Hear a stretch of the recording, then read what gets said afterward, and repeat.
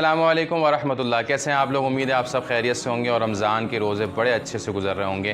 اور کراچی کا موسم بھی الحمدللہ ویسا گرم نہیں جیسے کہ ایکسپیکٹڈ تھا, اور آگے بھی اللہ سے یہ دعا ہے کہ اللہ تعالیٰ ہم پر کرم کا معاملہ فرمائے. آج ہمارے ساتھ عثمان بھی موجود ہیں. کچھ دن سے ان کی طبیعت بہت ناساز تھی, اللہ نے ان کو صحت عطا فرما دی. تو آج ہم آپ کے سامنے جو آئے ہیں وہ ایک ایسا موضوع لے کر آئے ہیں جو اپنے اندر ایک بہت وسعت رکھتا ہے, جس کا احاطہ کرنا اتنی سی ویڈیو میں بہت ہی مشکل ہے بلکہ ناممکن ہے. اور وہ کیا ہے؟ اللہ تعالیٰ کی وحدانیت, اللہ کی بڑائی. آج عثمان ہم ایک چھوٹی سی بھی کوئی چیز مارکیٹ میں آ جاتی ہے تو اس کی فیچرز ایک بچہ بھی بتا دیتا ہے کہ اس کے یہ فیچر ہیں. فار ایگزامپل موبائل کی مثال لیں, آئی فون آ جاتا ہے, اس کو تھوڑی سی اس پر ریسرچ کی جائے تو ایک بچہ بھی آپ کو بتا دے گا کہ اس کی کیا خصوصیات ہیں. اللہ رب العزت, ویسے تو کوئی کمپیریزن بنتا نہیں, لیکن اللہ رب العزت جس نے ہمیں پیدا کیا, جس نے جو ہمیں پال رہا ہے, کیا ہم اس کو جانتے ہیں کہ وہ کون ہے, وہ کیا کر سکتا ہے؟ اور ہم کسی مسلمان کے پاس جائیں اور کہیں کہ اللہ ایک ہے, کیا تم جانتے ہو؟ تو وہ کہے گا بھائی میں مسلمان ہوں, میں کیوں نہیں جانتا, اللہ ایک ہے. لیکن کیا ہمارے دل میں اللہ کی وہ بڑائی موجود ہے؟ کیا ہم جانتے ہیں کہ اللہ کون ہے, اللہ کیا کر سکتے ہیں؟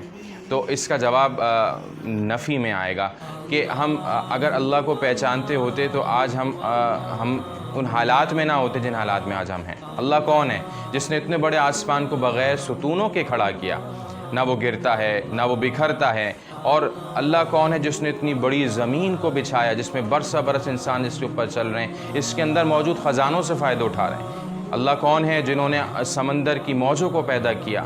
اللہ کون ہے جو کالی رات ہو, کالا پہاڑ ہو, اس پہ کالی چوٹی چل رہی ہو, اللہ تعالیٰ عرش پر بیٹھ کے اس چوٹی کو ہی نہیں دیکھتے بلکہ اس چوٹی سے چلنے والی لکیر کو بھی اللہ رب العزت عرش پر بیٹھ کے دیکھتے ہیں. تو اللہ تعالیٰ سب کچھ کر سکتے ہیں. اللہ کی بڑائی ہمارے دلوں میں جب تک نہیں ہوگی ہم اللہ کے حکم نہیں مان سکتے. اللہ تعالیٰ ہمیں ہمیں اس کا شعور عطا فرمائے, ہمیں اس کا ایمان عطا فرمائے کہ ہم جب بھی مشکل میں آئیں, جب بھی ہمیں کوئی پریشانی ہو, ہم اللہ کے سامنے اپنا سر جھکائیں. ہم کسی اور سے نہ مانگیں, ہم کسی کو وہ مشکل کشا نہ جانیں, کسی کو حاجت روا نہ جانیں. صرف اور صرف اللہ ہی ہیں جو ہماری ہر مشکل کا حل اللہ رب العزت کے پاس ہے. فرمایا نا کہ اگر جوتے کا تسمہ بھی ٹوٹ جائے تو اللہ سے مانگو, غیر سے نہ مانگو.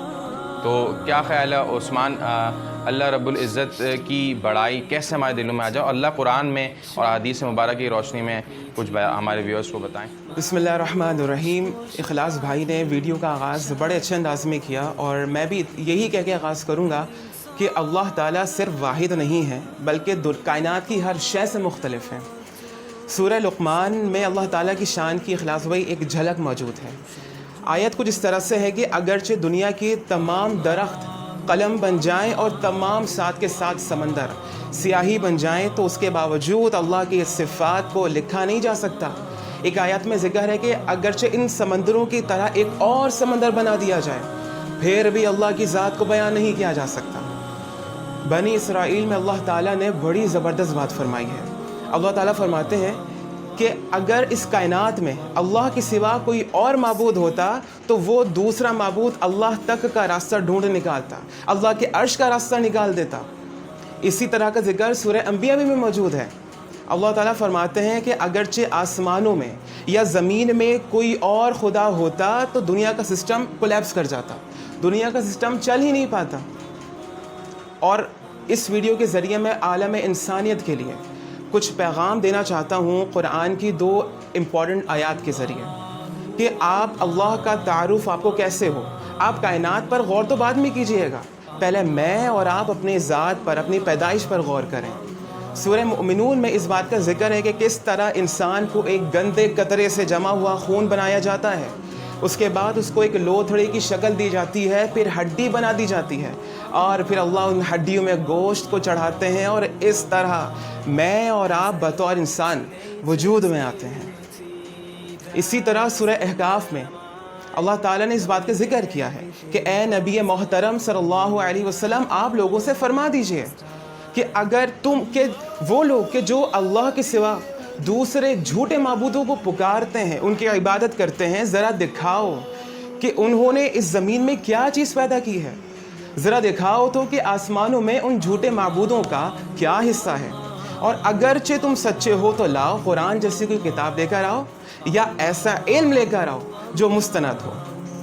اور جاتے جاتے عقیدتاً ایک اور بات کوٹ کروں گا جو ابھی ذہن میں آئی کہ اللہ تعالیٰ قرآن میں یہ بھی واضح فرماتے ہیں کہ اگر اللہ ہمیں کوئی نقصان پہنچانا چاہیں تو کون ہے اللہ کے سوا کہ جو ہماری اس تکلیف کو اس نقصان کو دور کرے, اور اگر اللہ بھلائی پہنچانا چاہے تو اللہ تو پھر اللہ ہے, اللہ ہر شے پر اختیار رکھتا ہے.